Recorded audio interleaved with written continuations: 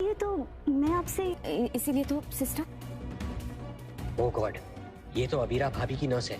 इन्हें तो सब सच पता है। सिस्टर अब ड्राइवर आपको हॉस्पिटल ड्रॉप करने के लिए नीचे आपका इंतजार कर रहा है।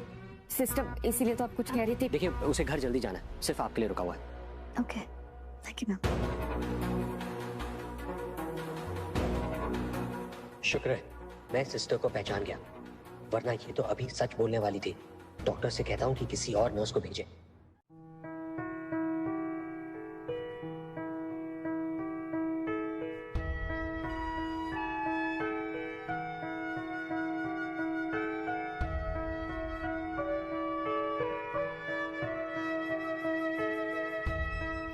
बीएसपी 2 मिनट पापा के पास जाना।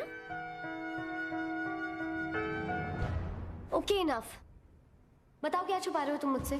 रोजाना वीडियो देखने के लिए हमारे इस चैनल को सब्सक्राइब करना बिल्कुल भी ना भूलें। सब्सक्राइब जरूर कर दें। बहुत सैड फील कर रहे हैं, लेकिन इसका मतलब ये तो नहीं है ना कि तुम अपने बच्चे से मुंह मोड़ लो। इस बात में तो कोई लॉजिक नहीं है। मतलब बात कुछ और है, राइट? अरमान, हमारा बीएसपी इतने मुश्किल हालात से फाइट करके उसकी बैंड बजा के हम तक यहाँ पहुंचा है। तुम्हें इसका वेलकम करना चाहिए। जब ये तुम्हारा सपना था तब तो तुम इसके नाम का जाप करते रहते थे। अब जब आ गया है तो तुम्हें इसकी कोई वैल्यू नहीं है, राइट? कैसी बातें कर रही हो तुम? ऑब्वियसली मैं बेबी के आने से बहुत खुश हूँ। ये बात भी तुमसे खुशी से नहीं बोली जा रही है। अरमान, क्या हो गया है तुम्हें? बीएसपी के आने से पहले तुमने पूरा शेड्यूल बना लिया था कि ये जब सो के उठेगा तो तुम इसकी मसाज करोगे, फिर इसे गार्डन ले जाओगे घुमाने के लिए, उसके बाद इसे सॉन्ग सुना के सुलाओगे। अब तुम इसे गोद में भी नहीं लेना चाह रहे हो। बोलो ना, क्या स्ट्रेस है जो तुम्हें सता रहा है? भैया, जो कुछ भी हुआ उसकी वजह से। की वजह बीएसपी तो नहीं है ना? नहीं है ना? तो फिर तुम इससे कटा कटा सा क्यों बिहेव कर रहे हो? अरमान, बीएसपी प्री मैच्योर बेबी है। इसे तुम्हारी केयर की, तुम्हारे प्यार की बहुत जरूरत है। हम दोनों को तुम्हारे प्यार और केयर की जरूरत है।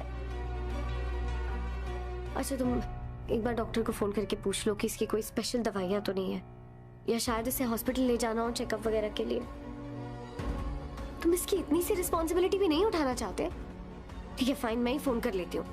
नहीं, मैं फोन करता हूँ। कहाँ जा रहे हो? यहीं पे बात कर लो ना। अभी ना मुझे एक और जरूरी फोन करना है, और मेरे वर्क कॉल से तुम और बीएसपी बोर हो जाओगे, तो मैं बाहर जाके ही फोन कर लेता हूँ।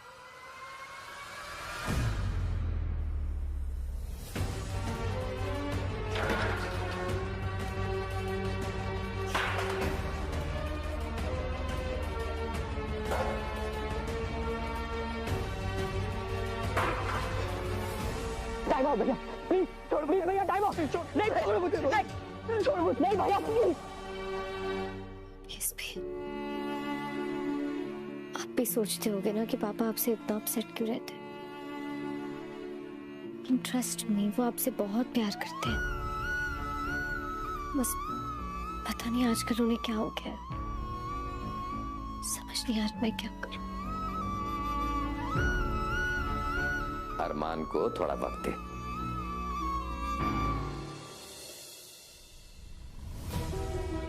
माँ और बच्चे को एक दूसरे को जानने पहचानने के लिए कुदरत 9 महीना देती है, तब जाके बॉन्ड बनता है।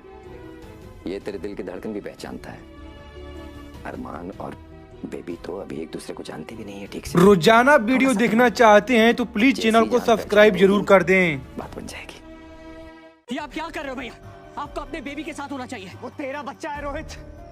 तूने अपने जिगर का टुकड़ा मुझे दे दिया, पर मैं उसे प्यार नहीं दे पा रहा हूँ। I'm sorry मेरे भाई, I'm sorry। जब भी बेबी को देखता हूँ मुझे लगता है तेरे साथ, रूही के साथ, बेबी के साथ, अपनी अबीरा के साथ, सबके साथ गलत कर रहा हूँ।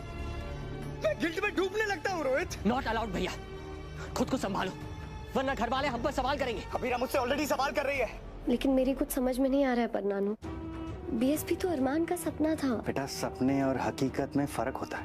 देख, जब दो लोगों का रिश्ता जुड़ता है तो वो एक दूसरे को समझते हैं, एक दूसरे की उम्मीदें, डर जानते हैं एक दूसरे को। मगर ये तो बहुत छोटा है, ये कुछ नहीं बता सकता। अरमान को सब कुछ अपने आप समझना होगा। आसान काम नहीं है, पर तुझे थोड़ा सब्र रखना होगा। और बच्चे भी कई बार बाप के साथ कंफर्टेबल होने में वक्त लेते हैं। अरमान शायद ये कह ना पाया भीरा, पर उसे डर लग रहा होगा कि बेबी उसके पास आएगा भी या नहीं। भाई साहब को तो याद ही होगा, जब क्यारा हुई थी तो मेरी गोद में आती ही रोने लगती थी, इसलिए मैं उसे सबके सामने गोद में लेता ही नहीं था, नहीं तो सब कहेंगे देखो भाई कैसा बाप है। पता है तू क्या कर, तू अरमान को छोटू की थोड़ी थोड़ी जिम्मेदारियां देना शुरू कर। भले थोड़ी देर के लिए उसके पास अकेला छोड़, लेकिन दोनों को एक दूसरे के साथ वक्त बिताने दे। आसान शब्दों में कहूं तो दोनों की दोस्ती होने दे। देख बेटा, जब घर में कुछ दिन के लिए गेस्ट्स आते हैं तो सबका रूटीन बदल जाता है। ये तो परमानेंट मेंबर है घर का, तो बदलाव तो आएगा ही ना। तुझे और अरमान को इस बदलाव से और तुम तीनों को एक दूसरे से एडजस्ट करने में वक्त लगेगा। वाओ, आप तीनों सच में बेस्ट हो। मेरी किसी भी प्रेगनेंसी बुक में ये सब तो बिल्कुल भी नहीं लिखा था। तो तू चिंता क्यों कर रही है बेटा, हम लोग हैं ना तुझे गाइड करने के लिए। अरमान को ना आप लोगों को थैंक यू बोलना चाहिए। अगर आप सब मुझे ये सब नहीं समझाते तो मैं उसकी क्लास लगाने वाली थी। बेटे, बच्चे का आना तो ऐसा है जैसे ठंडी हवा का तेज झोंका। वो झोंका राहत तो देता है, लेकिन थोड़ी देर के लिए सब कुछ अस्त व्यस्त कर देता है। अब चीजों को फिर से अपनी जगह आने में, व्यवस्थित होने में थोड़ा सा समय तो लगेगा, थोड़ा वक्त दे। भैया आप अच्छी तरह से जानते हो, अगर अबीरा भाभी को सच पता चला तो वो संभल नहीं पाएगी। और रूही समझ जाएगी, उसकी कंडीशन बेटर होने लगी है रोहित। वो कल को हमसे सवाल पूछेगी तो हम क्या बोलेंगे उसे? रूही मेरी टेंशन है, आपकी जिम्मेदारी सिर्फ आपका बेबी है। और वो सिर्फ आपका बेबी है भैया, वो सिर्फ आपका बेबी है। इसलिए गिल्ट छोड़ो और जाके अपने बेबी को दिल से अपनाओ, सबके लिए इजी हो जाएगा। जाओ जाके सो जाओ, कल आपके बेबी का नहावन है।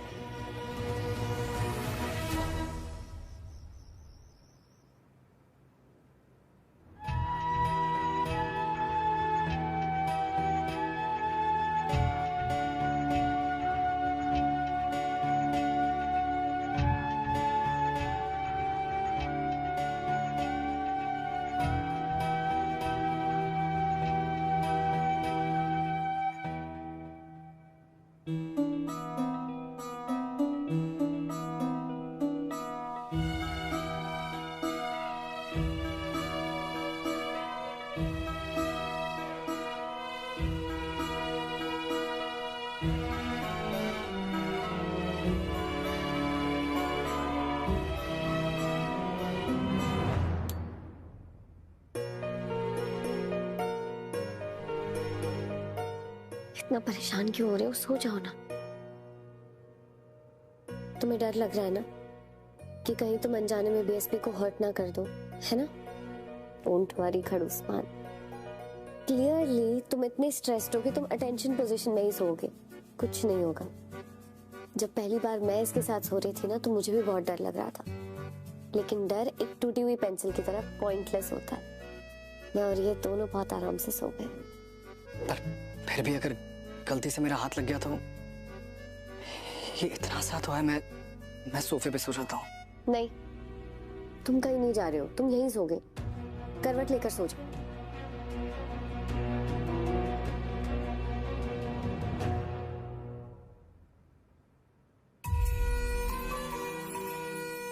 अब तुम्हें नींद में भी पता होगा कि बीएसपी साहब कहाँ हैं। बेफिक्र होकर सो जाओ। और हमारे छोटू साहब को कम मत समझो। एज कम है लेकिन पर्सनालिटी एकदम धांसू है। ऐसे ही कैसे भी इन्हें कोई नींद में पुचका दे।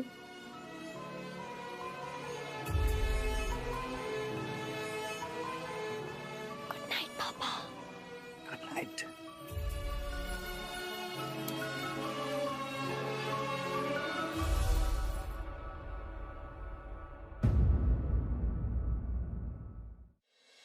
आज के दिन ब्रह्मा जी स्वयं बच्चे की किस्मत कागज पे लिखते हैं। बच्चा कहाँ? मैम आप कहाँ जा रही है? मैम प्लीज बैठे रहिए।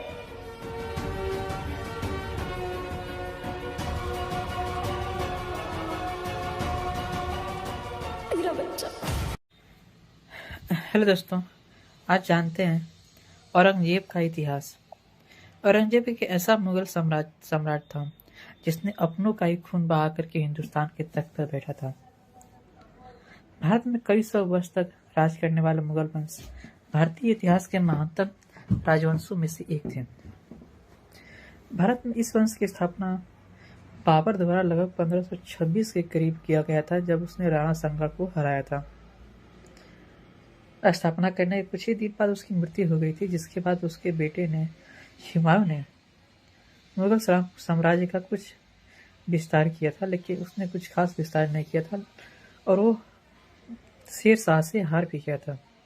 शेर शाह से हारने के बाद वह अपने तुर्क चला गया था। उसके बाद उसने वहीं से शासन किया था, लेकिन उसके तुरंत बाद अकबर आया और अकबर ने फिर से मुगल साम्राज्य की यहाँ पर नींव रखी थी।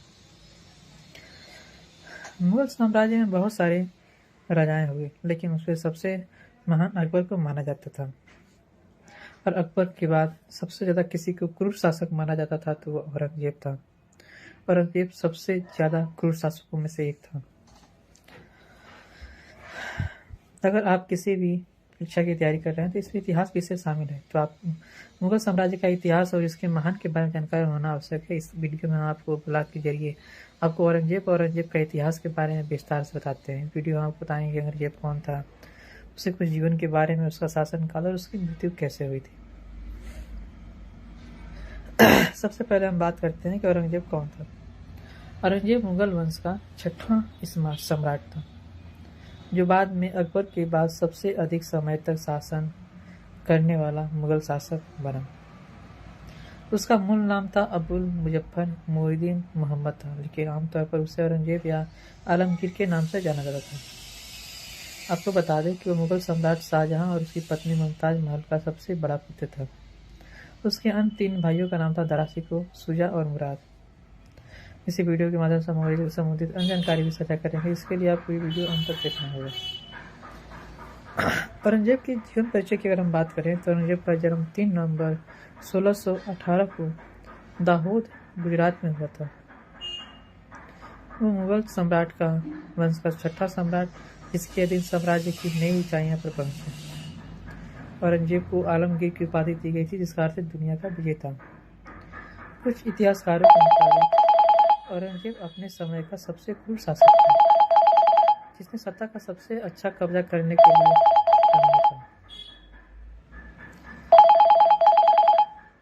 अंग्रेज जुल्म किए। औरंगजेब के जीवन में सबसे अधिक जानकारी दी जाती है कि उसने सबसे ज्यादा हिंदुओं पर शासन किया था, सबसे ज्यादा उसने क्रूरता फैलाई थी।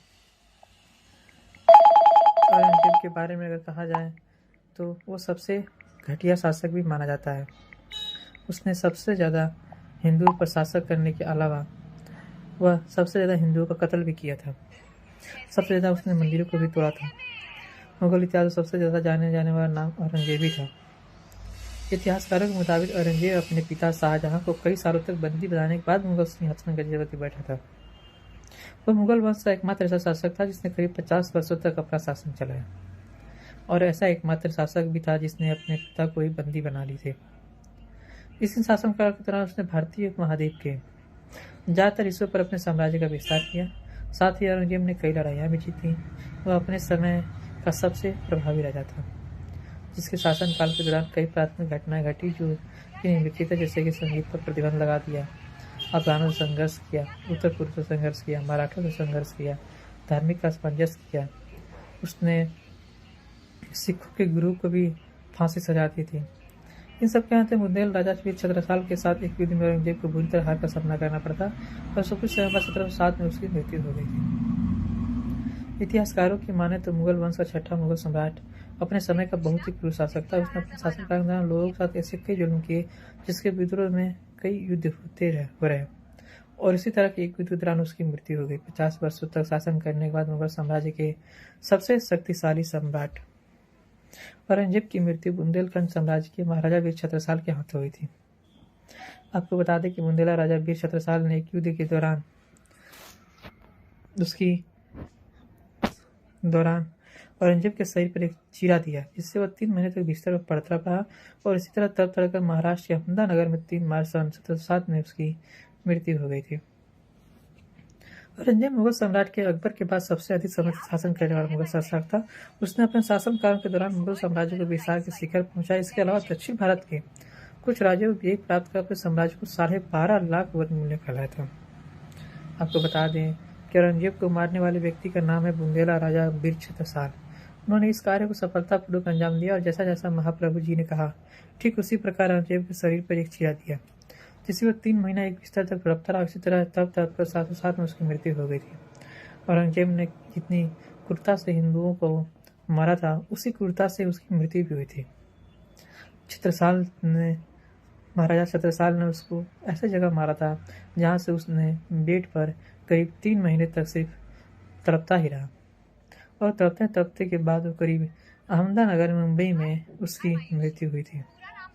उसकी इसी तड़पने पर इतिहासकारों का मानना था कि उसने जिस क्रूरता से हिंदुओं को मारा था उसी का श्राप लगा था।